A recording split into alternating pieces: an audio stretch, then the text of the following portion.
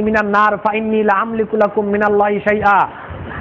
ফাতেমা ছিল রাসূল সাল্লাল্লাহু আলাইহি ওয়াসাল্লামের অত্যন্ত আদরের কন্যা। রাসূল সাল্লাল্লাহু আলাইহি ওয়াসাল্লাম আদরের কন্যাকে ডেকে বলল, হে ফাতেমা, তুমি তোমার নিজের প্রচেষ্টা দিয়ে আল্লাহ সুবহানাহু ওয়া তাআলার ভালোবাসা, আল্লাহ সুবহানাহু ওয়া তাআলার সন্তুষ্টি অর্জন করার মাধ্যমে তুমি পরকালে বাঁচার চেষ্টা করো। আমি পিতা হিসেবে পরকালে তোমার কোনো উপকারী আসবো না। নবী তার মেয়েকে বলল, পরকালে নবী তার মেয়ের কোনো উপকারে আসবে না। সেইখানে আপনি কিসের ভায়া, কিসের মাধ্যম গ্রহণ করার চেষ্টা করছেন যে তারা আপনাকে পরকালে পার পেয়ে দিবে, তারা আপনাকে পরকালে পার করে দিবে? কিভাবে এটা সম্ভব? এটা তো সম্ভব হওয়ার কথা না। সূরা আবাসার 33 এবং 34 নং আয়াতে আল্লাহ বলেছেন, ইয়াউমা ইয়াফিরুল মারউ মিন আখিহি ওয়া উম্মিহি ওয়া আবিহি ওয়া সাহিবাতিহি ওয়া বানি লিকুল্লি ইমরিন মিনহুম। যাদেরকে আপনি ভায়া হিসেবে গ্রহণ করছেন, যাদেরকে আপনি মাধ্যম হিসেবে গ্রহণ করছেন যে তারা পরকালে আপনাকে মুক্তি দিয়ে দিবে, পার করে দিবে, তাদের সম্পর্কে এবং আমাদের সম্পর্কে, গোটা সৃষ্টিকুল প্রাণী জগৎ মানুষ যারা রয়েছে তাদের সম্পর্কে আল্লাহ রাব্বুল আলামিন বলেছেন, আমি ভায়া এবং মাধ্যমদেরকে লক্ষ্য করে বলছি, সেই দিন ওই ভায়া এবং মাধ্যম, পীর বুজুর্গ, আলেম ওলামা, অলি আউলিয়া দরবেশ, ওই পীর বুজুর্গ, অলি আউলিয়া, আলেম ওলামা দরবেশ, তারা তাদের স্ত্রীকে রেখে পালাবে, স্ত্রী তাদেরকে রেখে পালাবে, তারা সন্তানকে রেখে পালাবে, সন্তান তাদেরকে রেখে পালাবে, বন্ধু তাদেরকে রেখে পালাবে, তারা বন্ধু রেখে পালাবে। একজন মানুষ সেদিন কোনো মানুষের কাজে আসবে না। ইয়াউমা লা তামলিকু নাফসুন লিনাফসিন শাইআ। সেই দিন কোনো মানুষ আরেকটা মানুষের কাজে আসবে না, কোনো মানুষ কোনো মানুষের উপকারে আসবে না। সেই দিনটাকে আপনি কিভাবে মূল্যায়ন করলেন? সেই দিন আপনার ভায়া, আপনার মাধ্যম আপনার উপকারে আসবে? এটা তো হতে পারে না। যাকে ভায়া বা মাধ্যম হিসেবে আপনি গ্রহণ করছেন সেই তো তার স্ত্রী সন্তান রেখে পালাবে। তো স্ত্রী সন্তান রেখে যদি সে পালায়, আপনার বাড়ি এখানে কিসের আপনি সলিমুদ্দিন আর কলিমুদ্দিন? হ্যাঁ, দলিল আছে। দলিল কি? ইবনে মাজার মধ্যে আসছে, ওসমান ইবনে আফফান রাদিয়াল্লাহু তাআলা আনহু থেকে বর্ণিত, ইয়াশফাউ ইয়াউমাল কিয়ামাতি সালাসা। পরকালে 3 শ্রেণীর মানুষ আল্লাহর কাছে শাফায়াত করতে পারবে। 3 শ্রেণীর মানুষ, আল আম্বিয়া সুম্মাল উলামা সুম্মা শুহাদা। 1 নাম্বার হলো নবীগণ পরকালে আল্লাহর কাছে শাফায়াত করার অধিকার রাখবেন, আল্লাহ তাদেরকে অধিকার দিবেন। নবীগণ, এরপরে শহীদগণ এবং ওলামায়ে কেরাম। এখানে একটা ভুল ব্যাখ্যা করা হয়। আজকে আমাদের সমাজের মানুষের সামনে এই ভুল ব্যাখ্যা তুলে ধরা হয়েছে। এই ওলামায়ে কেরাম মানে হলো যার গায়ে জামা থাকবে, পাঞ্জাবি থাকবে, পায়জামা থাকবে, জুব্বা থাকবে, পাগড়ি থাকবে, টুপি থাকবে, রুমাল থাকবে, দাড়ি থাকবে। বোঝানো হয় যে এই সমস্ত আলেমরাই সেদিন শাফায়াত করতে পারবে। নাউযুবিল্লাহি মিন যালিক। ওলামা বলতে এটা বোঝানো হয় নাই। ওলামার সংজ্ঞা হলো যে ব্যক্তি আল্লাহ সুবহানাহু ওয়া তাআলা সম্পর্কে যতটুকু জানবে এবং আল্লাহ সুবহানাহু ওয়া তাআলাকে যে যত বেশি মেনে চলবে, সেই হলো ওলামা। ওলামা হওয়ার জন্য পাঞ্জাবি, জুব্বা, পাগড়ি, টুপি এইগুলো শর্ত নয়। ওলামা হলো তারা যারা আল্লাহ সুবহানাহু ওয়া তাআলা সম্পর্কে অধিক জানে এবং অধিক মানে, তারাই হলো ওলামা, তারাই আলেম। আচ্ছা, আপনার যুক্তির খাতিরে সামান্য সময়ের জন্য আমি মেনে নিলাম যে আপনার ওই পীর বুজুর্গ, ওলিয়া উলিয়া দরবেশি মেনে নিলাম কিছুক্ষণের জন্য যে ওই হলো আপনার হে হাদিসের ওলামা, মেনে নিলাম।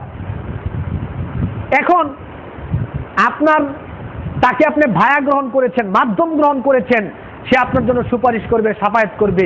ঠিক আছে, মেনে নিলাম কিছুক্ষণের জন্য সে আপনার জন্য শাফায়াত করবে। আচ্ছা ঠিক আছে, এখন আপনাকে একটা প্রশ্ন করি, ওই ভায়া বা ওই মাধ্যম, পীর বুজুর্গ, সে জান্নাতি না জাহান্নামী? এটা কি আমরা জানি? বলেন সবাই, জানি? তাহলে সে যদি জাহান্নামী বা জান্নাতি আমরা নাই জানি, সে যদি জান্নাতি না হয় তাহলে আপনার জন্য শাফায়াত করবে কিভাবে? আগে তো তাকে জান্নাতে যেতে হবে, জান্নাতে না গিয়ে আপনার জন্য শাফায়াত করবে কিভাবে? প্রথম প্রশ্ন। আচ্ছা, ধরে নিলাম যুক্তির খাতিরে, ধরে নিলাম যে সে জান্নাতি, ধরে নিলাম জান্নাতে গেল, আল্লাহ তাকে জান্নাত দিল, এখন সে আপনার জন্য সুপারিশ করবে। কয়জন সুপারিশ করবে? সর্বোচ্চ 70 জন।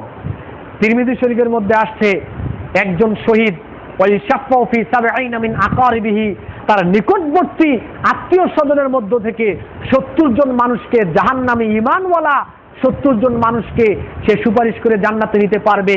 আল্লাহ তাকে এই ক্ষমতা দিবেন, সর্বোচ্চ 70 জন। তাও আপনার ইচ্ছা না, আপনি যাকে খুশি তার জন্য সুপারিশ করবেন না, আল্লাহ বাছাই করে দিবে তার জন্য সুপারিশ কর, আপনি তার জন্য করবেন। আয়াতুল কুরসির শেষ আয়াতে বলা হয়েছে কি, মানজাল্লাযী ইয়াশফাউ ইনদাহু ইল্লা বিইজনিহি, আল্লাহর অনুমতি ছাড়া কেউ সুপারিশ করতে পারবে না, আল্লাহর অনুমতি ব্যতীত সেদিন নবীও সুপারিশ করতে পারবে না।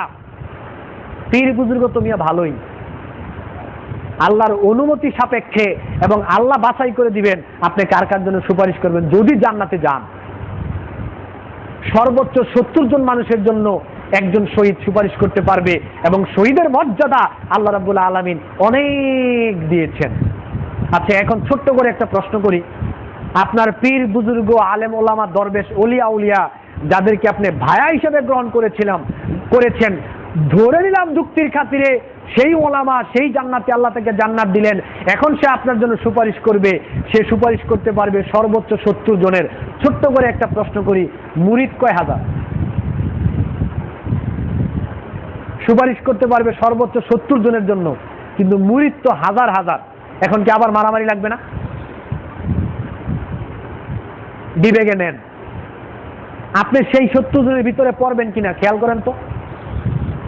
সুপারিশ করবে 70 জনের জন্য, যদি যায় আল্লাহর অনুমতি সাপেক্ষে, আল্লাহ বাছাই করে দিবেন। এখন মুরিদ তো হাজার হাজার, সে 70 জনের জন্য সুপারিশ করবে কিভাবে? তা আমি বলি, এগুলো তো সব বোঝানোর জন্য বলছি। আমি বলি যে টাকা যারা বেশি দিবে সুপারিশ তাদের জন্যই করা হবে, কারণ এটা ব্যবসা, টাকার ব্যবসা। যারা বেশি টাকা দিবে সুপারিশ তাদের জন্য করা হবে, এইটাই মূলত বোঝা হয়। নাউযুবিল্লাহি মিন যালিক। আল্লাহ সুবহানাহু ওয়া তাআলা এবং বান্দার মাঝখানে কোনো ভায়া বা মাধ্যম চলবে না। আল্লাহ রাব্বুল আলামিনকে পেতে হলে স্বয়ং আপনার নিজের প্রচেষ্টার মাধ্যমেই আল্লাহকে পাওয়ার চেষ্টা করতে হবে। মাঝখানে কোনো মাধ্যম বা কোনো ভায়া যদি আপনি গ্রহণ করার চিন্তা ভাবনা করেন, আপনাকে বোঝানোর পরেও যদি চিন্তা ভাবনা আপনার মনে থাকে, আপনার কালেমা টিকবে না, আপনার ঈমান নষ্ট হয়ে যাবে। ঈমান টিকবে না, ঈমান নষ্ট হয়ে যাবে। এরপরে আল্লাহ সুবহানাহু ওয়া তাআলাকে বাদ দিয়ে কোন সৃষ্টিকে যদি ইবাদতের নিয়তে আপনি সিজদা করেন বুঝে শুনে, তাহলে আপনার ঈমান চলে যাবে। সূরা হজ্জের ৭৭ নং আয়াতে আল্লাহ বলেছেন, ইয়া আইয়ুহাল্লাযীনা আমানু রুকউ ওয়াসজুদু ওয়া'বুদু রাব্বাকুম, হে ঈমানদার সমাজ, তোমরা একনিষ্ঠভাবে আল্লাহ সুবহানাহু ওয়া তাআলাকে রুকু করো, আল্লাহ সুবহানাহু ওয়া তাআলাকে তোমরা সিজদা করো একনিষ্ঠভাবে।